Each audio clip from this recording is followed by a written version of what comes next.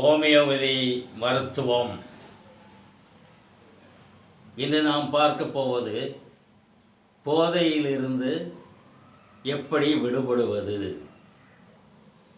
இது தெரியாமல்தான் இந்த சமுதாயம் போதையில் மூழ்கி சங்கடப்பட்டு கொண்டு இருக்கிறது. போதை முதலில் நம்மிடம் எப்படி வருகிறது? ஆரம்பத்தை நினைக்கணும். ஒரு உதாரணமாக சொல்லுகிறேன். அந்த காலத்தில் மக்கள்லாம் நல்லா தான் இருந்தாங்க.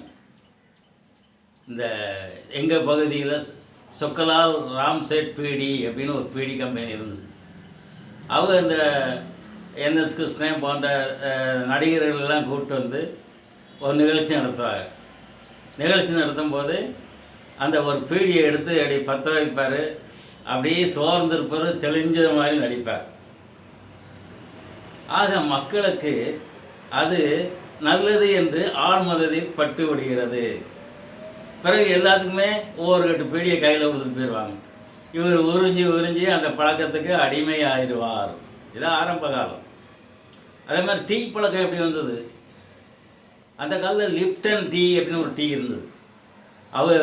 ஊருக்கெல்லாம் வருவாங்க. எல்லாத்துக்குமே இந்த கோடை காலத்தை ஒவ்வொரு விசிறியை கொடுப்பாங்க. அவங்க விளம்பரம் போட்ட விசிறி.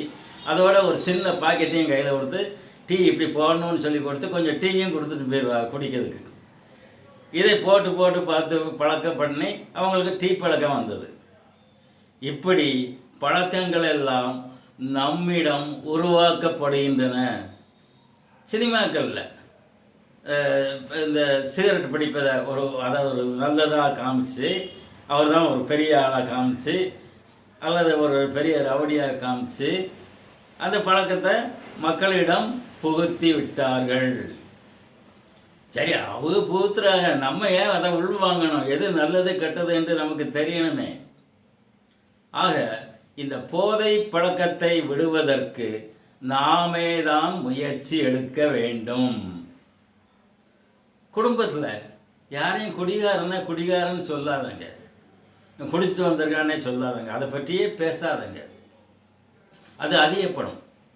ஆழ்மனதில் குடி கெடுதி என்பது எல்லாத்துக்குமே மேல் மட்டுமாக தெரியும். அதை ஆழ்மனதில் பதிய வைக்க வேண்டும். அது குடும்பத்தில் உள்ளவர்கள் தான் தெரியும். அப்போ இந்த குடிக்கும் பழக்கம் உள்ளவர்களுக்கு குடியை நிறுத்த வேண்டும் என்ற எண்ணம் இருக்கும், ஆனால் நிறுத்த முடியாது. அப்போ அதுக்கு என்ன செய்ய வேண்டும்? அவர்களுக்கு உண்டான சப்போர்ட் கொடுக்க வேண்டும். பெரும்பாலும் வீட்டில் நல்ல சந்தோஷமாக இருக்கும்போது அந்த அந்த விஷயங்களை சொல்லி ஒரு ஆழ்மனதில் பதிய வைக்க வேண்டும்.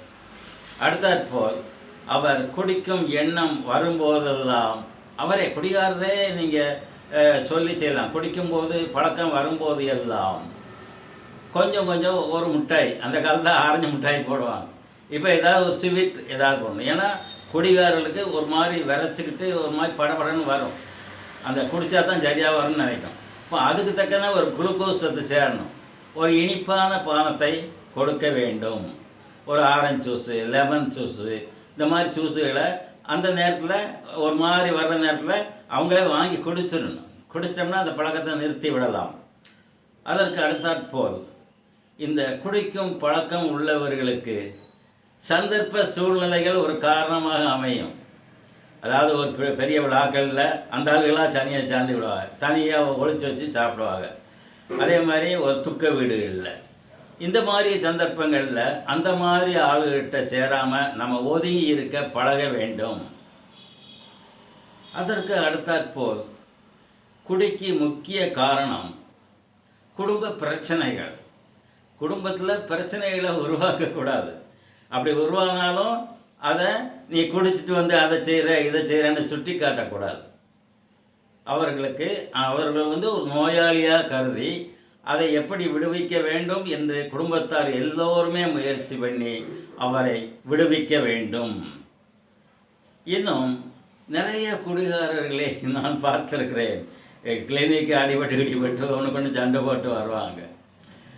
அவர்களிடம் அந்த ஆள் மனதில் கிளீனாக சொல்லிடுவேன், இனிமேல் குளிச்சின்னா நீ சரி வர மாட்டப்பா, இதோடு நிறுத்திடு, எனக்கு சத்தியம் பண்ணி கொடு, கடவுள் முன்னால் நீ சத்தியம் பண்ணி கொடு, அப்போ நான் மறந்து பார்ப்பேன் அப்படின்னு சொல்லும்போது, அப்படி செய்தவர்கள் நிறைய பேர் குடியை நிறுத்தி பெரும் பணக்காரர்களாக இருக்கிறார்கள். நீங்கள் குடியை நிப்பாட்டினா பணக்காரனாக ஆயிடலாம்.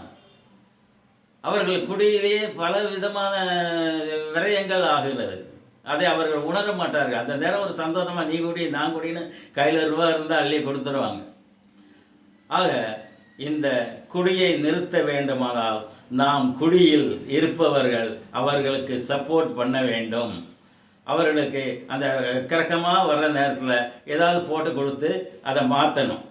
இல்லைன்னா அவங்க அங்கே தான் ஆரம்பலாம் போவாங்க. அதனால் நம்ம வீட்டில் காப்பி போடுறோம் இல்லையா, காப்பி போடும்போது அந்த காப்பி தூள் போடும்போது அல்லது டீ போடும்போது இந்த கொய்யா இலை இருக்குல்ல, இந்த கொய்யா இலையும் சேர்த்து போட்டீங்கன்னா அந்த குடியை மறப்பதற்கு ஒரு உதவியாக இருக்கும். ஆகவே இந்த சமுதாயத்தில் கடைகள் இருக்கிறது என்று கவலைப்பட வேண்டாம். நாம் குடியாமல் இருந்தாலே கடைகள் தானாகவே நின்றுவிடும். பூச்சி மருந்து கடை இருக்குது, நம்ம போய் ஒரு பாட்டில் வாங்கி நம்ம குடிக்க இதான். அது மாதிரி இது கொஞ்சம் கொஞ்சமாக குறைக்கும். பூச்சி மருந்து உடனே ஆளை க்ளோஸ் பண்ணும், இது கொஞ்சம் கொஞ்சமாக க்ளோஸ் பண்ணும். ஒரு பூச்சி மருந்தை எப்படி நாம் கையாளுகிறோமோ அது மாதிரி மனதில் நினைத்து கொண்டு இந்த போதையான இந்த அதிலிருந்து நாம் விடுதலை பெற வேண்டும். ஒவ்வொருவரும் விடுதலை பண்ணணும்.